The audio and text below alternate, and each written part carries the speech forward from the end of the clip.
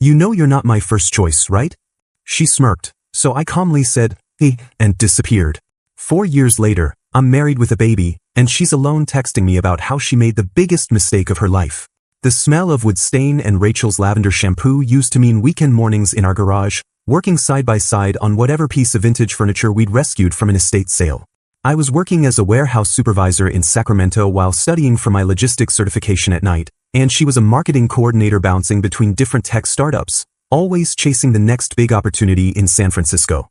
Our duplex wasn't much to look at from the outside, but we'd spent weekends at estate sales and antique shops, finding pieces with good bones that we could restore together. I'd strip the old paint while she researched period-appropriate colors, and we'd work side by side refinishing a 1940s dining table or reupholstering a mid-century armchair we'd found for $20. The living room had this warm, collected-over-time feel that you can't buy in a furniture store, every piece representing a shared Saturday morning discovery and hours of work together. When Rachel started getting invited to more networking events and industry conferences in the Bay Area, I was genuinely proud of her ambition and wanted to support it however I could. I'd drive her to events when her car was acting up, sit in coffee shops editing her portfolio presentations while she networked, and even picked up extra weekend shifts at the warehouse to help pay for the professional development courses she wanted to take. You're going to make it big, I tell her when she'd come home frustrated about missing out on some opportunity, and I meant it. She had this drive and vision that I admired, this ability to see possibilities where I just saw problems to solve. I thought we were a team, that my steady income and practical support gave her the freedom to chase her dreams, and that eventually we'd both benefit when those dreams paid off. Looking back, maybe I should have paid more attention to how she started talking about her colleagues' boyfriends, the software engineers and startup founders who drove luxury cars and lived in those glass high-rises overlooking the bay. But I was focused on my own goals too, working toward that logistics certification that would open up management opportunities, and I figured her occasional comments about different lifestyles were just observations, not comparisons. We had plans to get married once we were both more established, had talked about buying a house with a bigger garage where I could set up a proper workshop and she could have a home office. The duplex was supposed to be temporary, but it had become home in a way that felt permanent and real. I loved coming back from long shifts to find her working at our restored oak desk, surrounded by marketing materials and color swatches, completely absorbed in whatever project she was passionate about that week. It felt like we were building towards something bigger together, that all the small sacrifices and shared efforts were investments in a future that would be worth the wait. The shift started so gradually I almost missed it, like watching paint fade in sunlight. Rachel began making these little comments about my blue-collar mindset whenever I'd suggest practical solutions to her work problems, rolling her eyes when I'd mention wanting to expand my skills in supply chain management instead of pivoting to tech like everyone else. "Jake, you think like someone who fixes things instead of someone who creates them," she'd say, and at first I thought she was just processing stress from her increasingly competitive industry. Her networking events started yielding actual connections, and suddenly our conversations were peppered with stories about colleagues' boyfriends who were software engineers at Google, startup founders with venture capital backing, guys who lived in those converted lofts in Soma and drove cars that cost more than my annual salary. Marcus just bought his girlfriend a weekend trip to Napa for her birthday, she'd mention casually while I was balancing our checkbook, and they've only been dating 8 months. I'd nod and ask if she wanted to plan a camping trip to Yosemite, which apparently wasn't the same thing at all. Everything changed when she met Harper at a tech mixer in Palo Alto, some exclusive networking event Rachel had gotten invited to through a startup she was consulting for. Harper was this successful interior designer who flipped luxury properties in Marin County, drove a white Tesla, and had the kind of Instagram account that looked like a magazine spread of perfectly curated spaces and artisanal coffee cups. "She really gets design in a way that's more sophisticated than what we've been doing," Rachel explained after their first meeting, gesturing at our carefully restored living room like it was suddenly amateur hour. "Harper thinks I have real potential in residential staging if I could just expand my vision beyond, antique shop finds." Within weeks, Rachel was spending entire weekends at Harper's design studio in Sausalito, claiming they were collaborating on projects that always seemed to require Saturday planning sessions and Sunday site visits to properties I was never invited to see. She'd come home Sunday evenings with her hair smelling like expensive perfume and her eyes bright with the kind of excitement I hadn't seen since our early days refinishing furniture together, except now that excitement had nothing to do with me. "Harper really understands my creative vision," became Rachel's favorite phrase, usually delivered while she scrolled through Harper's social media posts of minimalist beach houses and industrial loft conversions. "She thinks I've been limiting myself by staying in tech marketing when I could be doing something more artistic and meaningful." The promise ring I'd given her for our 5th anniversary, a simple vintage piece we'd found at an estate sale and had resized together, disappeared from her fingers sometime in October. When I asked about it, she said it was getting in the way while she worked on design projects, that rings were impractical when you were handling fabric samples and paint swatches all day. She started dressing differently too, trading her comfortable jeans and vintage band t-shirts for the kind of flowing, expensive-looking pieces that Harper wore in her Instagram stories, neutral colors and interesting textures that cost 3 times what we usually spent on clothes. It's about presenting yourself professionally, Rachel explained when I mentioned the new wardrobe. Harper says image matters more in design than it does in tech marketing. I told myself this was just Rachel growing more confident in her career, finding her artistic voice, expanding her horizons in ways that would ultimately benefit both of us. After all, I'd always supported her ambitions, and if Harper was helping her discover new talents and opportunities, wasn't that a good thing? But watching her scroll through Harper's Instagram with that dreamy expression, listening to her talk about Harper's sophisticated taste and business acumen, I started feeling like a placeholder in my own relationship, like I was the reliable backup plan while she explored more exciting possibilities. I came home from a double shift that Friday evening expecting to find Rachel curled up on our restored velvet couch with her laptop, maybe planning another weekend trip to Harper's studio, but instead I walked into what looked like the aftermath of a very expensive shopping spree. Designer clothes I'd never seen before were laid out across our bed in neat piles, and Rachel was methodically folding them into 2 pieces of luggage that definitely hadn't come from our usual discount stores. The suitcases themselves looked like they cost more than my monthly truck payment, all sleek lines and premium leather with those gold-toned hardware details that scream serious money. Going somewhere? I asked, setting my work boots by the door and trying to process the scene, because this looked less like a weekend trip and more like someone moving out permanently. Rachel didn't even look up from the silk blouse she was folding with the kind of care usually reserved for museum artifacts. Actually, I'm moving in with Harper. The words hit like cold water, delivered in the same tone she might use to mention picking up groceries, and I stood there for a moment trying to make sense of what I'd just heard. Moving in with Harper, I repeated, because sometimes saying something out loud helps your brain catch up to reality, and the reality was apparently that my girlfriend of 6 years was packing designer clothes I'd never seen her wear to go live with someone else. We've been together for months now, Rachel continued, still focused on her packing like this was the most natural conversation in the world, and it just makes sense to take the next step. Harper's offering me a full partnership in the design business, plus her place in Sausalito has this incredible view of the bay and actual space for me to work on my projects. The casual way she mentioned being together for months, like it was a minor detail she'd forgotten to share, made something cold settle in my stomach. Months? I said, and it wasn't really a question because the timeline was already arranging itself in my head, all those weekend trips and late-night phone calls and the gradual distance that I'd attributed to career stress suddenly making perfect sense. Rachel finally looked up at me then, and her expression was almost pitying, like I was a slow student who'd finally grasped a concept everyone else had understood from the beginning. You know you're not my first choice, right? She said, and the matter-of-fact tone made it somehow worse than if she'd been cruel about it. I mean, you're sweet and you've been incredibly supportive, but let's be honest about what this has always been.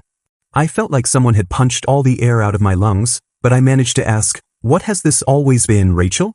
She sat down on the edge of our bed, surrounded by her expensive new wardrobe, and looked at me with something that might have been fondness if it wasn't so condescending. You've been my safety net, Jake. The reliable option while I figured out what I actually wanted from life. And now I know. The word, safety net, echoed in my head like a slap, reducing 6 years of shared dreams and weekend mornings and quiet evenings planning our future to something purely functional, like car insurance or a savings account. What about our plans? I asked, thinking about the house we'd talked about buying, the workshop I wanted to build, the life we'd been slowly constructing piece by piece. What about the 6 years we've spent together? Rachel's laugh was soft and genuinely amused, like I'd made a charming but naive observation. Jake, those weren't really plans, they were just comfortable fantasies. Harper can offer me things you never could, real financial security, creative opportunities, a lifestyle that actually matches my potential instead of limiting it. She gestured around our duplex, at the furniture we'd restored together and the life we'd built, like it was evidence of some fundamental failure on my part. You're fine for practice, but you're not for the real thing. Harper understands that I need someone who can match my ambitions, not someone who thinks a camping trip to Yosemite is the height of romance. The words, fine for practice, landed like physical blows, each syllable designed to make me feel smaller, less significant, like I'd been auditioning for a role I was never going to get. I looked at this woman I'd loved for 6 years, who'd let me support her dreams and pay for her professional development courses and drive her to networking events, and realized I was looking at a complete stranger. So that's it, I said, and my voice sounded steadier than I felt. 6 years and I was just practice. Rachel stood up and resumed her packing, her movements quick and efficient like she was eager to get this conversation over with. Don't be dramatic, Jake. It's not like this is a surprise, we've been growing apart for months. I've outgrown what we had here, and you have to admit that what Harper and I have is more exciting, more real than anything you and I ever managed to build. I watched her fold a cashmere sweater that probably cost more than I made in a week, and something clicked into place. This wasn't a sudden decision or a moment of weakness. This was a calculated exit strategy that had been months in the making, complete with a new wardrobe and a better offer. Rachel had been planning her upgrade while I'd been planning our future, and the only surprise was that it had taken me this long to see it. Okay, I said, and walked out to my truck without another word. I heard Rachel calling after me as I reached the front door, something about not being dramatic and needing to have an adult conversation about this, but I kept walking because there wasn't anything left to discuss. She'd made her choice months ago, and I wasn't about to stand there begging someone to reconsider a decision they'd already celebrated by buying designer luggage. My hands were steady as I started the engine, which surprised me because inside I felt like someone had taken a sledgehammer to everything I thought I knew about my life. I drove to my brother Marcus's place in Stockton without really deciding to, just pointing the truck east and letting muscle memory take over while my brain tried to catch up to what had just happened. Marcus took one look at my face when he opened the door and grabbed 2 beers from the fridge without asking any questions, which is why he's always been my favorite person to talk to when I don't want to talk at all. Rachel? He asked after I'd sat on his couch staring at nothing for about 20 minutes, and I nodded because that was all I could manage right then. Want to tell me about it? She's been seeing someone else for months. Called me her safety net. Said I was fine for practice but not for the real thing. Marcus made this disgusted sound that perfectly captured how I should have been feeling but somehow wasn't yet. Man, that's cold even for someone who's leaving. You okay? The thing was, I didn't know if I was okay because I couldn't feel anything except this weird hollow sensation, like someone had scooped out my insides and left me functioning on autopilot. I should have been angry or heartbroken or something, but instead I just felt empty, like I was watching someone else's life fall apart from a safe distance. I spent the weekend helping Marcus rebuild his deck, letting the physical work fill the space where emotions should have been, and by Sunday night I'd made a decision that felt more like accepting reality than choosing a path forward. Monday morning I called in sick to work and drove back to the duplex while Rachel was at her job, probably telling Harper about how well the conversation had gone and how mature I'd been about the whole thing. The house felt different already, like it belonged to someone else's life, and I moved through it collecting only what I actually needed, leaving behind everything we'd built together. The restored furniture, the matching dishes we'd picked out together, the art prints we'd had framed, all of it could stay because none of it meant the same thing anymore. I packed my clothes, my books, my certification study materials, and the toolbox my dad had given me when I moved out, loading everything into the truck bed like I was moving out of a college dorm instead of ending a 6-year relationship. The hardest part was walking past our restored dining table, remembering all the evenings we'd spent there planning our future over takeout and cheap wine, but I didn't linger because those memories belonged to people who didn't exist anymore. I left my house key on the kitchen counter next to a note that said, "Good luck with everything," which felt like the right amount of civility without pretending we were going to stay friends or that any of this mattered to me now. The apartment I found near the warehouse was small and basic, the kind of place you live in when you're starting over and don't want to think about furniture or decoration or making anything feel permanent. I unpacked my essentials, set up my computer on a folding table, and spent the evening blocking Rachel on every social media platform I could think of because I didn't want to see updates about her exciting new life with Harper or explanations about how this was all for the best. It felt good to delete her contact information, to erase the digital traces of someone who'd spent months planning to erase me from her actual life, and for the first time since Friday I felt something that might have been relief. Marcus called to check on me that night and seemed surprised that I sounded normal, maybe even better than normal. "You sure you're okay? You sound too okay for someone whose girlfriend just nuked his life." "I think maybe she did me a favor," I said, looking around my empty apartment and realizing I meant it. Turns out being someone's safety net is exhausting when you don't know that's what you are. The year after Rachel left became the most focused period of my adult life, like someone had finally turned off a background noise I hadn't realized was constantly distracting me. Without the emotional energy drain of managing someone else's ambitions and insecurities, I threw myself into my logistics certification with intensity that surprised even me. Evenings that used to be spent listening to Rachel complain about her coworkers were now dedicated to studying supply chain optimization and inventory management systems that actually excited me in ways I'd forgotten work could. It turned out I had a real aptitude for seeing inefficiencies in complex systems and figuring out elegant solutions, skills that made me valuable in ways Rachel had never bothered to notice. 6 months after my certification, I got promoted to regional logistics consultant with a substantial raise and the kind of respect from colleagues that felt completely different from being someone's financial support system. I bought a small house in a quiet neighborhood with mature oak trees and a detached garage perfect for the workshop I'd always wanted, something I could improve with my own hands without negotiating every decision with someone who saw my practical skills as limitations. Marcus suggested I start volunteering somewhere to meet people who weren't coworkers, and I ended up at the local animal shelter on Saturday mornings, helping with dog walks and maintenance tasks. The work was simple and immediately rewarding, spending time with animals who were grateful for attention without expecting me to fund their lifestyle or compare me unfavorably to someone more successful. That's where I met Lily, a veterinary technician who volunteered her professional skills on weekends and had this gentle way with nervous dogs that made even the most traumatized rescues relax around her. She was the opposite of flashy, wearing practical clothes and keeping her dark hair in a simple ponytail, but she had warm brown eyes and a laugh that felt genuine in ways I'd almost forgotten were possible.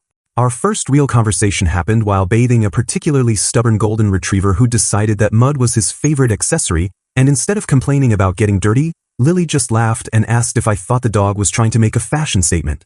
We started talking about hiking after she mentioned wanting to explore more of the Sierra Nevada mountains, and it turned out we both loved the kind of quiet outdoor adventures that Rachel had always considered boring. Our relationship developed slowly over months of shared volunteer work and weekend hiking trips, building on actual compatibility instead of physical attraction and future fantasies. Lily appreciated my steady nature and practical skills, seeing my reliability as attractive rather than limiting, getting genuinely excited when I explained how I'd optimized a client's distribution network or showed her progress on my workshop renovation. "I love that you actually finish projects," she told me one evening while we were cooking dinner together, "and that you think through problems instead of just hoping they'll solve themselves." When Lily moved in after 18 months, it felt like the natural progression of something healthy rather than a milestone we were forcing. She brought her own furniture and didn't try to redesign everything I'd established, and somehow our different styles blended without conflict.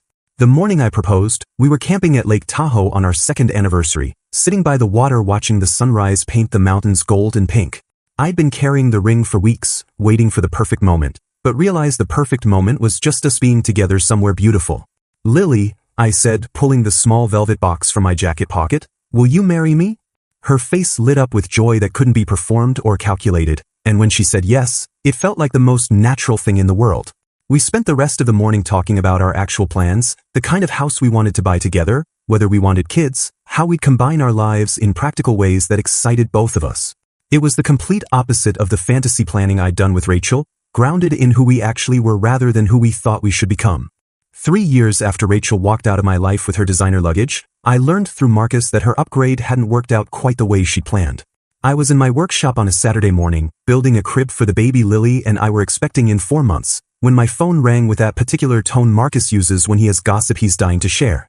"You're not going to believe what I just heard about Rachel," he said without preamble, and I paused in my sanding to listen because I was curious despite myself about how the great adventure with Harper had turned out. Apparently, Harper hadn't been the successful interior designer she claimed to be, but rather a sophisticated con artist who'd been using Rachel to gain access to tech company contacts for elaborate embezzling schemes. She'd manipulated Rachel into signing contracts and financial documents under the guise of their design partnership, using Rachel's marketing connections and trusting nature to set up fraudulent business relationships with startups that Harper then systematically drained of investment capital. The FBI got involved when one of the companies figured out their seed funding had been redirected to offshore accounts. Marcus explained with a kind of detailed knowledge that meant he'd gotten the story from multiple sources. Harper disappeared overnight, left Rachel holding the bag for about $500,000 in fraudulent contracts with Rachel's signature all over them. The irony was almost too perfect to be real. Rachel had left me for someone who could offer her financial security and creative opportunities, only to discover that her sophisticated new partner was using her as a front for federal crimes. She'd lost her job when the investigation became public, lost her savings to legal fees, and was facing potential jail time for unwitting involvement in wire fraud and money laundering. "She's been trying to contact you," Marcus continued, and I could hear the concern creeping into his voice. "Called mom asking for your number, showed up at your old job looking for forwarding information. The guys at the warehouse said she seemed pretty desperate. The idea of Rachel trying to track me down after 3 years felt surreal, like hearing about someone from a movie I'd watched once and mostly forgotten.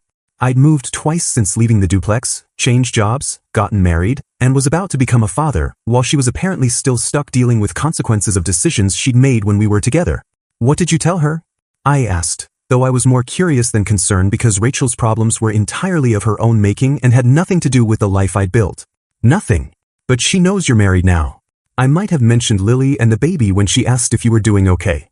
That explained the escalation Marcus described over the next few minutes. Apparently, learning that I'd moved on completely while her life was falling apart had triggered a series of increasingly frantic attempts to reach me.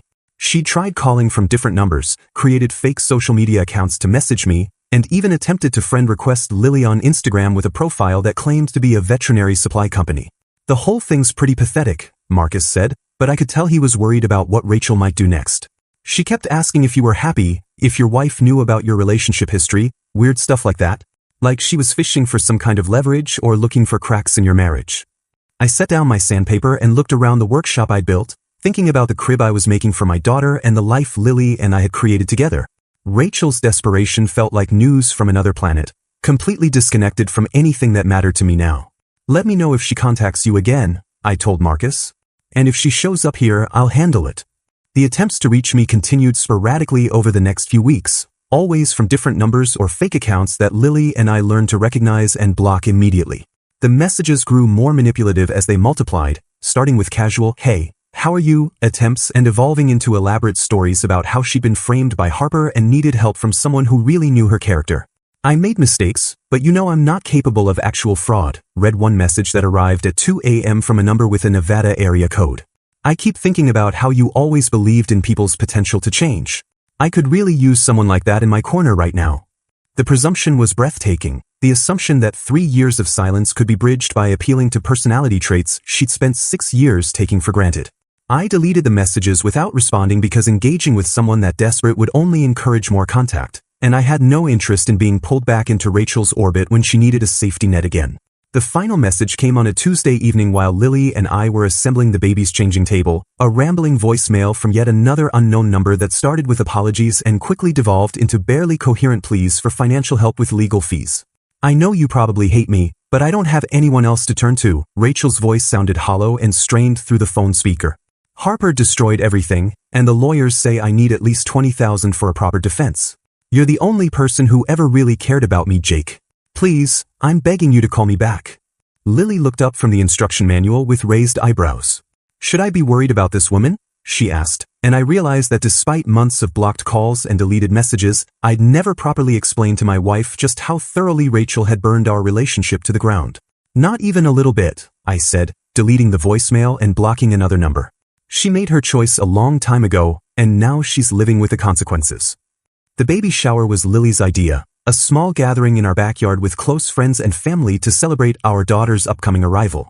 We'd strung lights between the oak trees and set up tables with the kind of simple, thoughtful decorations that Lily excelled at, nothing expensive or Instagram-worthy, just warm and welcoming spaces for people who genuinely cared about us. I was manning the grill, talking with Marcus about the logistics of converting our spare room into a proper nursery, when the doorbell rang around 3 p.m. Lily was opening gifts with her sister, laughing at the tiny clothes and impossibly small shoes, so I jogged around to the front of the house expecting to find a late-arriving guest or maybe a delivery driver. Instead, I opened the door to find Rachel standing on my front porch, and the 3 years since I'd seen her had not been kind. She looked thin in a way that suggested stress rather than health, her blonde hair hanging limp around a face that seemed older and more angular than I remembered. The designer clothes were gone, replaced by a rumpled sweater and jeans that looked like they'd been slept in, and her eyes had the desperate, calculating look of someone who'd run out of options. "Hi, Jake," she said, and her voice was softer than I remembered, like she was trying to sound vulnerable and non-threatening. "I know this is unexpected, but I really need to talk to you." For a moment I just stared at her, processing the surreal experience of seeing someone from my past standing in my present like a ghost that had wandered into the wrong timeline. Behind me, I could hear the sounds of our baby shower continuing, Lily's laugh carrying across the yard, friends celebrating the life we'd built together. "How did you get this address?" I asked, because that seemed like the most important question, the one that would tell me how much of a security concern Rachel represented for my family. I hired a private investigator, she said, like this was a perfectly reasonable thing to do. Jake, I know you probably don't want to see me, but I'm in serious trouble and I don't have anyone else to turn to. Harper destroyed my life, and I need help from someone who actually knows who I really am. The presumption was staggering, the assumption that showing up uninvited to my baby shower was an acceptable way to reconnect after 3 years of silence. What do you want, Rachel? I asked, keeping my voice calm and my body positioned to block the doorway, because something about her energy felt unpredictable and desperate. I need money for legal fees, she said, abandoning any pretense of small talk. $20,000.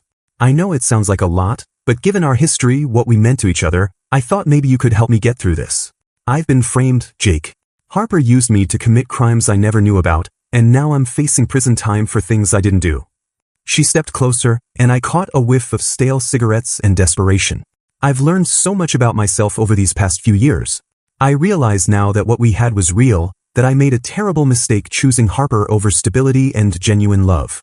The manipulation was so obvious it was almost insulting, the attempt to rewrite our history as some grand romance that she'd foolishly abandoned rather than the calculated upgrade she'd actually chosen. Rachel, I said, I'm married. We're having a baby. This conversation is inappropriate. I know you're married, she said quickly, but that doesn't change our history. It doesn't change the fact that you loved me for 6 years, that you supported my dreams when no one else would. Surely that means something. Surely you can't just watch me go to prison when you have the power to help. That's when Lily appeared beside me, drawn by voices at the front door, her hand resting protectively on her pregnant belly as she took in the scene. She was wearing the blue sundress I'd bought her for Mother's Day, her dark hair pulled back in a simple braid, looking radiant in the way that pregnant women do when they're truly happy. The contrast between Lily's healthy glow and Rachel's desperate pallor was stark and immediate. Hi, Lily said with the kind of polite confusion you'd use for a lost delivery driver. I'm Lily. Are you looking for someone? I put my arm around my wife's shoulders and felt the solid reality of the life we'd built together, the certainty that this was where I belonged. Rachel, this is my wife, Lily. Lily, this is Rachel, my ex-girlfriend from several years ago. Rachel's face went through a series of expressions as she processed seeing me with someone who was obviously cherished and protected, someone who represented everything she'd thrown away when she decided I wasn't good enough. She's beautiful, Rachel said, but her voice had gone flat and calculating. How far along are you? 7 months, Lily replied, instinctively stepping closer to me as she picked up on the strange energy radiating from this unexpected visitor. We're having a girl. Congratulations, Rachel said, but she was looking at me now with something that might have been panic. Jake, could we talk privately for just a few minutes? There are things about our relationship that your wife probably doesn't know, things that might be important for her to understand. The threat was subtle but unmistakable, the suggestion that she had information that could damage my marriage, and I felt something cold and protective settle in my chest. Actually, I said, tightening my grip on Lily's hand, my wife knows everything important about my past, including the fact that you called me your safety net and said I was fine for practice but not for the real thing. Lily's eyebrows rose slightly, but she squeezed my hand supportively. Rachel's face flushed red as her attempt at leverage evaporated. That's not fair. I was young and confused and scared. I made mistakes, but I never stopped caring about you. We could work this out, Jake. I could be part of your life again, maybe help with a baby. I've learned so much about what really matters.